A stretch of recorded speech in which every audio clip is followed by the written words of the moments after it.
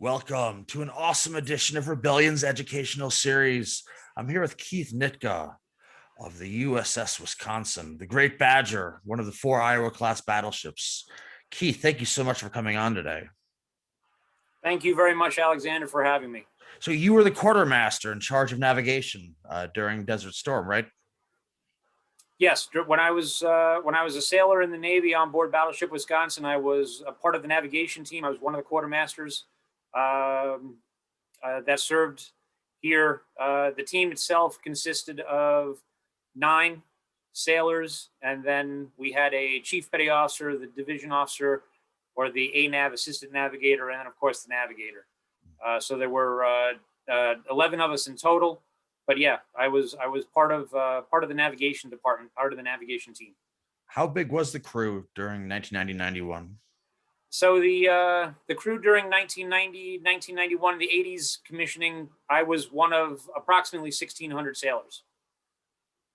So, and you guys are also one of the Lucky Battleships. You've never lost one sailor in the history? That is correct. There are some ships that are considered lucky or luckier than others in the fleet. Battleship Wisconsin is definitely one of those lucky ships.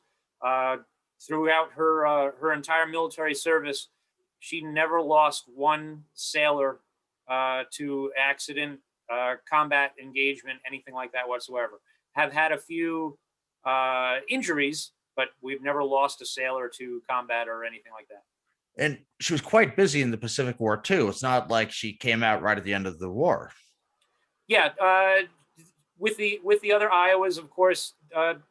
So the battleships were built in sequential number. Battleship Wisconsin is the final battleship to be built by the United States Navy. She's not the final battleship that was put to sea. Okay, that was, of course, the Battleship Missouri. No. But Battleship Wisconsin is the final battleship built by the United States Navy. So she is technically the last battleship. But she did see, she saw some service in World War II, Guadalcanal, of course. Yeah. Well, Iwo Jima, but one of the bigger ones, of course. Iwo Jima, big one that she took part in, and she was actually not present for the instrument of surrender that was signed on board Missouri. She showed up a couple of days later, but she did spend some time in Tokyo Harbor after the end of the war, and then, of course, was part of Operation Magic Carpet Ride, which was bringing then home the American soldiers and Marines back from the South Pacific. But she was also very busy in Korea as well. Yes. So there was a short period of time where, like with the other Iowa-class battleships, she was decommissioned, but then she was recommissioned and saw service in the Korean War. The Korean War is the only time where Battleship Wisconsin actually took enemy fire. Battleship Wisconsin and the destroyer escort USS Duncan were their own task force. It was these 2 ships, Battleship Wisconsin and the Duncan. They were part of their own task force, and the Battleship Wisconsin was tasked with prowling up and down the North Korean coast because it was believed that the North Koreans with the Chinese were going to be mounting a large offensive south into South Korea. So the Battleship Wisconsin was tasked with disrupting the supply lines, specifically train lines. So anything that had anything to do with a train. So we're talking trains themselves, tracks, bridges, train tunnels, train stations, anything that had anything to do with a train, Battleship Wisconsin was tasked with destroying. So on this one particular day in March of 1952, Battleship Wisconsin was prowling up and down the north coast of Korea, and the lookouts on the aft end of the ship saw a gun emplacement. So they called up to the bridge and they said, "Hey, there's this gun emplacement here that we can see." And it was deemed that this was a military target. It wasn't necessarily a train, but it was a military target, so the Wisconsin fired at it. Now, I guess to the surprise of the gunnery team, the information that they were given was incorrect. They actually shot at a position that was forward of the gun emplacement, and they didn't cause any damage. The North Koreans fired back at the ship. They fired four projectiles from a howitzer. Now, this is where there's a little bit of discussion, because the officer of the deck reported that it was a 155 millimeter gun that fired at the ship, but it's believed that it was actually a 158 millimeter gun, and it's believed that it was actually 158 millimeter because the Koreans were getting supplied by the Chinese, who were getting supplied by the Russians, and the Russians didn't use a 155 millimeter gun; they used a 158 millimeter gun. So we're talking, 2 millimeters here in size. Yeah. So it's not that big a deal. But in any case, the Battleship Wisconsin was fired upon. The shots came. The ship took evasive action. Now, Battleship is not quick to turn or anything like that to get out of something's way. So one of those four projectiles actually hit the ship on the starboard side, aft on the O2 level, went through the wooden deck, the teak decking, into the space that was directly below. There was no one in it, luckily, so no one was killed inside of the compartment. It landed just outside of a Bofors, a 40 millimeters Bofors mount. There were 3 of the 4 sailors in the Bofors mount that were injured. They caught some shrapnel when the projectile hit the deck, so they were injured. But again, no one was killed. We had no loss of life. So now the Koreans have fired upon us. They actually now know exactly where this gun emplacement is. In retaliation, the captain fired a full broadside of the larger of the 2 projectiles. So Iowa class battleship carries two types of projectiles. One is 5 foot tall, 1,900 pounds. The other is 6 foot tall, 2,700 pounds. So we fired a full broadside of the 9 2,700 pound projectiles at this gun emplacement. Took down the side of the mountain. Not only obliterated the gun emplacement, but literally took down the side of the mountain. Now, some folks may have heard the story about what the USS Duncan's part in all this was. And she has I mentioned her in the beginning because it is important to know that a battleship always requires a destroyer escort, someone to be along with them to protect them against submarines. It's not something that an Iowa class battleship can do. Can't find, can't hunt, can't shoot at submarines. But the USS Duncan was aft of us. She watched the whole thing unfurl, and using flashing light, she radioed over to Battleship Wisconsin, temper. And that, of course, is because we retaliated on a 157 millimeter gun with a full broadside of the larger of the 2 projectiles. Oh. And then a few years later on, in 1958, USS Wisconsin was part of a collision with, of course, the destroyer escort Eaton here off the Bay Capes. Again, luckily, neither ship lost sailors. A few were injured, of course, but no one lost a sailor in this. But that's part of where Battleship Wisconsin gets her nickname WisKy from. So she was referred to as WisKy prior or during World War II. The crew did refer to her as WisKy, WISKY. But it was after the collision of the Eaton, where they cut off the damaged bow of Wisconsin, and grafted onto Wisconsin the intact bow of the uncompleted USS Kentucky. Yes. So here is where she goes from being capital WISKY to capital WIS capital KY, because it's the joining of Wisconsin and Kentucky. That's what gives her WISKY with the capitalizations. as her nickname. That was in the 58. Did she get air conditioning by the time you were on her in 1990, 91? So yeah, that's a really good point that I bring up with guests here. We did have air conditioning on board the ship. I don't know, maybe I'm just a hot-blooded person, but when we got to the Persian Gulf, the air conditioning was not working for me like I was really wanting it to. So I used to actually, for the first 2 or 3 weeks when we got out to the Persian Gulf, when I was asleep, I was sleeping out on the starboard bridge wing. The quartermasters on the pilot house work on the starboard side of the bridge, and if you've ever seen an Iowa class battleship, the bridge wings extend aft and they come back into the superstructure. So it actually turns a corner. So I would sleep on the starboard side because my guys were working on the starboard side of the bridge. And I went around the corner on the bridge wing. It was much cooler. There was a nice breeze, and I could sleep comfortably there until I got acclimated to the heat in the Persian Gulf, and then I was able to move back down into my rack. Did sailors ever swim off the boat? We did not have swim call in the Persian Gulf, but yes, there were many occasions for swim call here during the 40s and also during the 50s.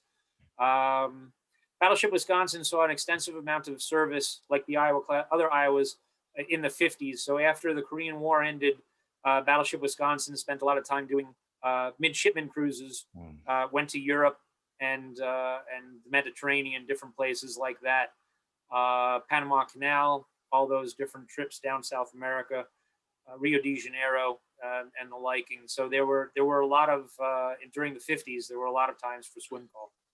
I had a great conversation with a vet who said during the Pacific Island campaign they had a swim call, and he would never participate in it ever. And he just always said, I'm not taking that extra risk, I'm not taking that extra risk. And finally, the last swim call, 45, they were raided by some Japanese, and he said something like 80 of his co-sailors got killed. And, he of course survived staying still on the boat. But, most of the time swim call obviously is very safe, fun activity, but no, Wisconsin absolutely never actually received fire in the Pacific. She, being that she was actually quite busy, though she was so late in the Pacific War, I assume there were some nice swim calls down in the South Pacific for Wisconsin. But as a matter of fact, it was three weeks ago, I had on board a gentleman who had just turned 98 years old. He was a sailor on board Battleship Wisconsin. He was part of the boxing club, boxing team for a little while. He told me some fascinating stories, and one of the things that he was telling me about was swim call. He didn't want to go on swim call either, but he wasn't concerned about the Japanese as much as he was concerned about the sharks. He was all set, ready to go, and he was standing there on the aft end of the ship, and he happened to notice Marines standing on the fantail and also in small boats in the water, and they were all carrying rifles. And he questioned as to why the Marines were armed if they're going on swim call, and the guy that he was talking to explained that it was for sharks. To protect them against sharks, and that's where he decided he wasn't going to partake in swim call. No. He also told me another fascinating story, which really blew my mind as a battleship sailor, because unless you've actually seen the guns, the 16-inch guns fire live, you don't really get a feel for what it's actually like to be out there. Now, in the pilot house, one of the things that we have to do is roll down the windows during gun exercises. So when we're on the gun line, the windows are always rolled down on the bridge. And the reason being is because the concussion of the guns will actually shatter the windows. They're protected inside the pockets when we roll the windows down. But if you don't roll those windows down and we fire a gun, the concussion will crack them, break them, shatter them. So the story that he relays to me is his general quarters position is a 40 millimeters Bofors mount that is on top of turret number 2. So I knew, of course, that there were anti-aircraft guns on top of the turrets, Yeah. because there were anti-aircraft guns all over the battleship. And I said to him, I said, so when we're at gunnery exercise, when we're doing naval gunfire support, they have you guys come down off of the mount. And he says, oh, heck no, because we can come under aircraft attack at any point in time, whether we're on the gun line or not. So we were always at our GQ stations when we were doing things like that. So again, it's hard to really envision the amount of smoke and the fireball that comes out of those guns. You've seen pictures, of course, but it's really hard to get a true feel for it unless you've actually lived it. And I was just in awe of the fact that he's sitting on top of it when they're shooting those things. And the only way I can really try to explain it would be to Alex light a stick of dynamite, actually 3 sticks of dynamite, light them and put them under your chair. It's just that sort of thing. It's just absolutely boggles my mind that he was up there like that. But then, of course, we also spent a lot of time yelling because I can't hear because of the guns and he can't hear because of the guns. So we were yelling a lot at each other because we can't hear anything because of these guns.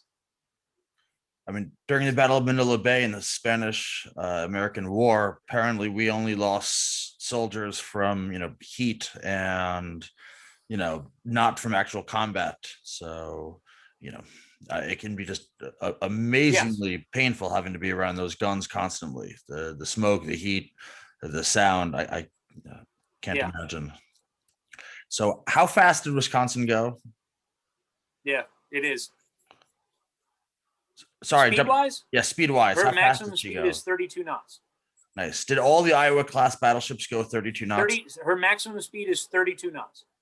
Did all 4 of the Iowas? They were designed for that, 32 knots, and they were designed. Yes. So the something you have to take into consideration when Battleship Wisconsin and her sisters were built there towards the tail end of World War II, we had already had the catastrophe that is known as Pearl Harbor, and that, of course, changed naval doctrine as far as how the Navy was going to fight future wars.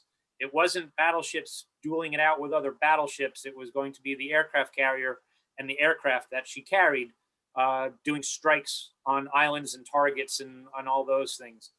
So the battleships up until the Iowa class were heavily armored and had heavy armor, but they were slow. The carriers, they could do a maximum speed of 32 knots. And when they're in flight ops, they're at their maximum speed going into the wind to get the lift for the airplanes, get them off the deck. And if a battleship is assigned to protect an aircraft carrier and the aircraft carrier is at 32 knots and the battleship you're on is only going 28 knots, eventually I'm not protecting that aircraft carrier anymore. So Battleship Wisconsin, like her sisters, were designed to be fast battleships. Technically, they are fast battleships. Their maximum speed is 32 knots. And the reason for that is that she could keep up with the aircraft carriers at the time. Yeah, true dreadnoughts, really. True.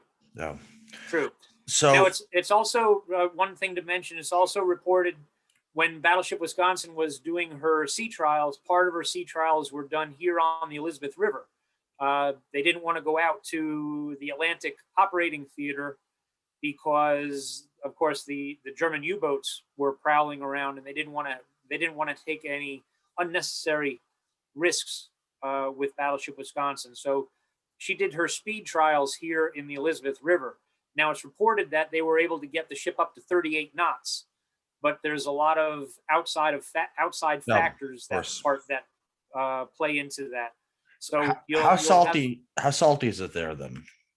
Well, the Elizabeth River does tie into the Atlantic here at the Chesapeake Bay, so it's pretty much the same. I couldn't tell you what the actual salinity level in the river is, though. How much work do you guys have to do to preserve the battleship because of the salinity? So, Battleship Wisconsin and Battleship Iowa are the 2 battleships that the Navy chose to keep after the Iowas were decommissioned. Now, Congress in 1991 was not very happy with the fact that we were now without a battleship again. and they required the Navy to pick 2 battleships and to maintain them so that they, if the Navy wanted, if we needed them back, if the country needed a battleship back right away, we had 2 battleships in the ready Yeah. that they could do minimum work to get her out to sea. Part of those 5 things was measuring and protecting the hull. When Battleship Wisconsin was turned over to the city of Norfolk here in Norfolk, Virginia, the city kept one of those 5 things in place, and that is the hull maintenance. So we actually have a company come that that does maintenance on the hull. They inspect the hull every 6 months.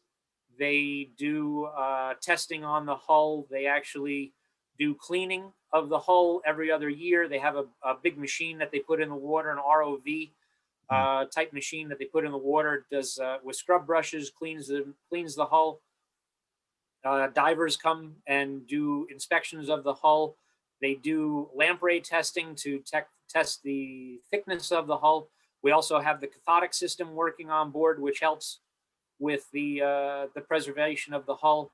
And so Battleship Wisconsin in April turns 77 years old. She's been in the water for the majority of that time, other than a few times where she was sitting in dry dock for work.